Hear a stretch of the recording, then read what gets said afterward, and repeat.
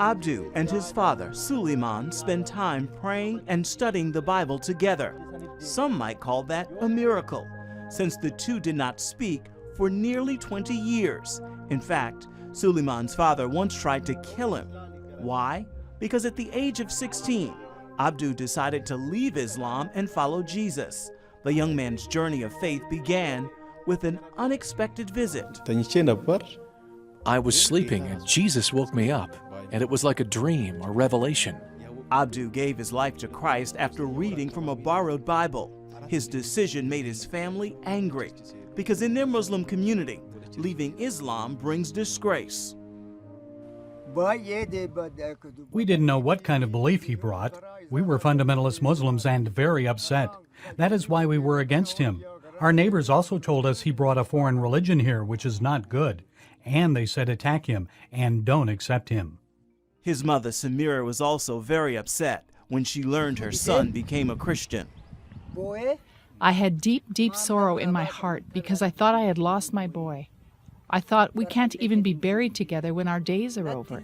It was a big sorrow at that time. Village leaders tried to intimidate Abdu by ordering a gang of young men to attack him.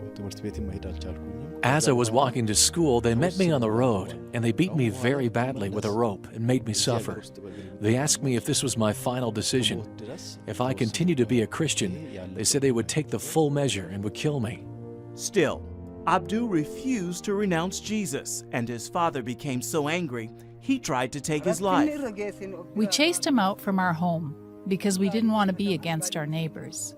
He brought different things here, so we chased him out and he went to another village. During his years in exile from his family, Abdu worked at a church as a security guard and grew stronger in his faith.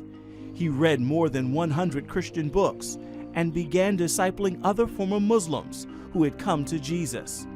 But Abdu's mother missed him terribly, and after many years of separation, she slipped away to visit her son.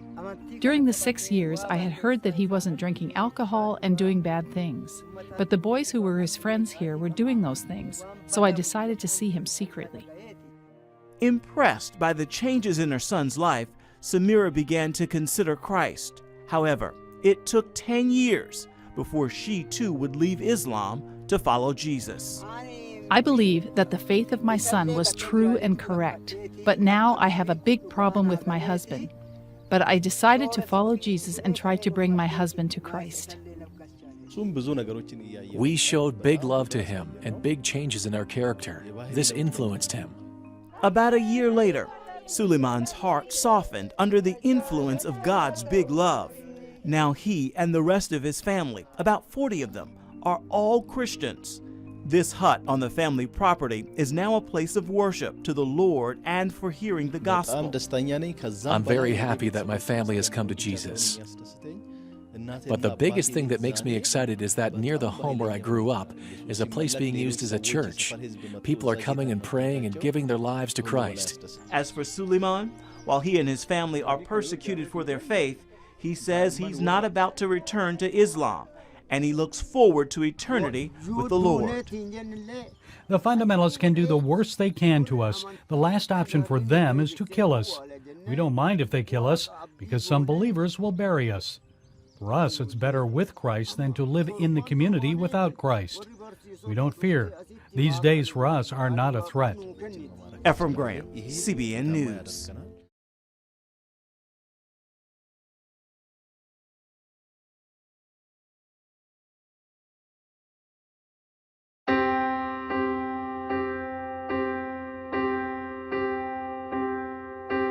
Home, we're heading home. We journey on to see our Savior face to face.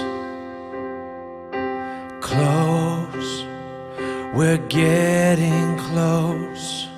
Our joy is rising higher with each step we take. Forward on to Jesus. We are the people of the cross. We choose Christ and count all else as lost. be shaken, hope won't be taken. We are the people of the cross.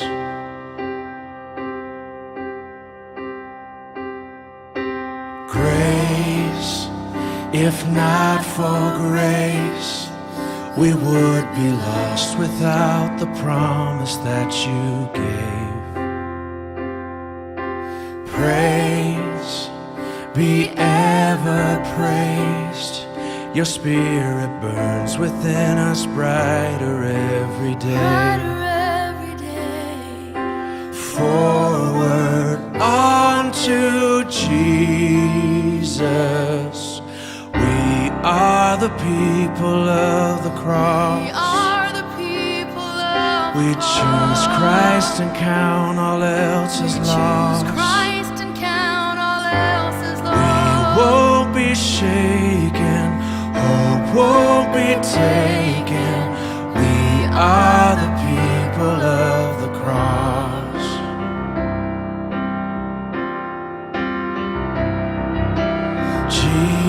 Jesus, we will be faithful till you meet us. Give us your courage as we finish. We wanna hear well done.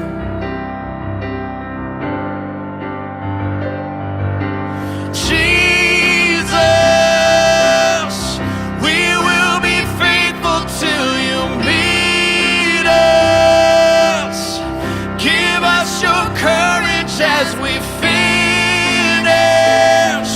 We wanna hear well done.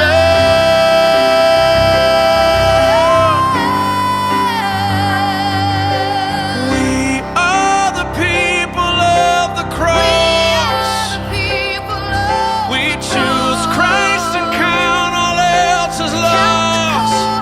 We won't be shaken, hope won't be taken.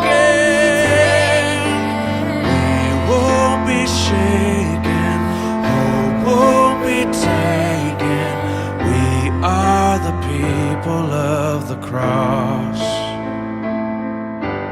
We are the people of the cross.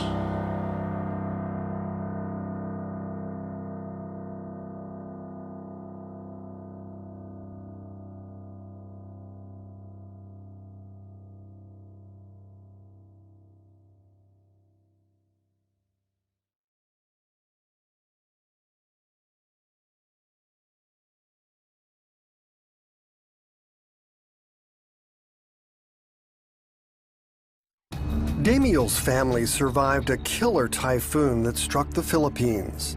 The waves from the typhoon were huge. I was so scared. I thought we were going to die. They lost everything except for a few surfboards from a family rental business. Relief supplies never came, so they escaped by bus to live with relatives in Manila. There, Damiel struggled with fear and loss. I lost all of my things and I lost my friends. After the typhoon, I had nightmares. In my dreams, I would get washed away and my family couldn't find me.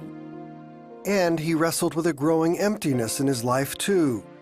That's when Damiel started watching CBN's Superbook.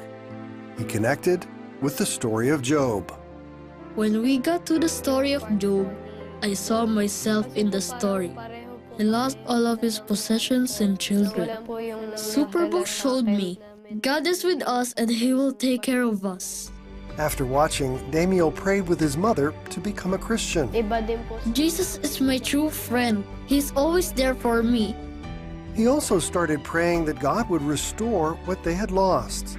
Shortly after that, his mom got a new job in a tire shop.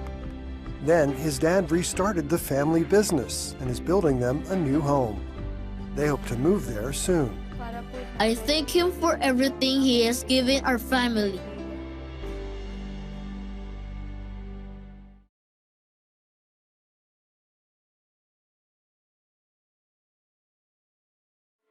Shintu and his sister Rekha lived on the outskirts of Delhi, India. Even though they were healthy, most people didn't go anywhere near them because their parents are lepers. People outside would say, "Don't go to their house or you'll become like them." Our father would work in the fields and drive a rickshaw.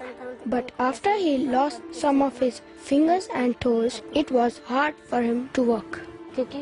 I used to think, my father puts himself through so much pain in order to take care of us.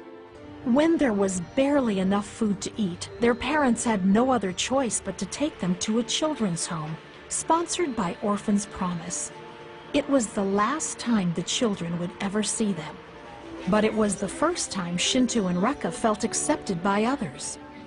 When we came here, we were given everything. We got beds and a nice house with electricity. I liked having something to eat. I liked pizza and fish. And they were finally able to get a good education. I liked riding on the school bus. Now, nobody teases us. And they soon learned about Jesus Christ. They told me Jesus is the one true God who died and rose on the third day. I started believing in God and He showed me how to be a good boy. One day, as I was walking towards a church altar, I heard Jesus say to me, "My child, don't cry." That's when I started to believe in Jesus. Now Shintu and Rekha want to use what they've learned to help others. When I grow up, I want to become a preacher and teach others to share, because when someone doesn't have anything, people need to help. I love Jesus very much. I'm not hungry anymore. I get everything I need, and everybody shows me love. I want to thank Orphans Promise. They took good care of us and helped us when we didn't have anything.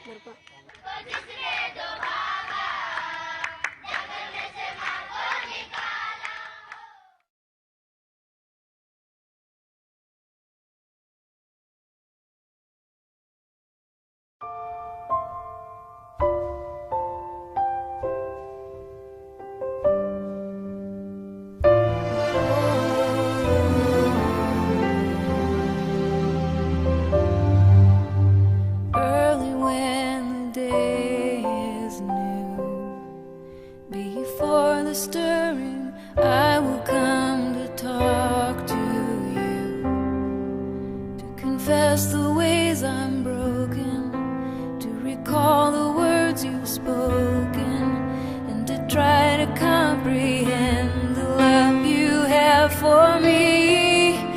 You are my hiding place. You fill my broken heart with songs, songs of deliverance.